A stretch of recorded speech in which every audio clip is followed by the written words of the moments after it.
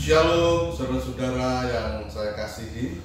Di dalam Kisah Rasul 16 ayat 25 dan 26 dikatakan, tetapi kira-kira tengah malam Paulus dan Silas berdoa dan menyanyikan puji-pujian kepada Allah, dan orang-orang hukuman lain mendengarkan mereka. Akan tetapi terjadilah gempa bumi yang hebat, sehingga sendi-sendi penjara itu goyah, dan seketika itu juga terbukalah semua pintu dan terlepaslah belenggu mereka semua.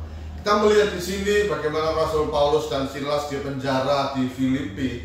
Namun pemenjaraan, penderitaan, penganiayaan yang dialami oleh Paulus dan Silas tidak membuat mereka kehilangan damai sejahtera dan sukacita. Mengapa? Karena Paulus dan Silas fokus hidupnya bukan kepada penderitaan, namun fokus hidupnya kepada Tuhan. Sehingga sekalipun menghadapi tantangan yang berat, pencobaan yang hebat, dia masih tetap bisa berdoa, dia masih bisa menyanyi, dia masih bisa berseru-seru kepada Tuhan.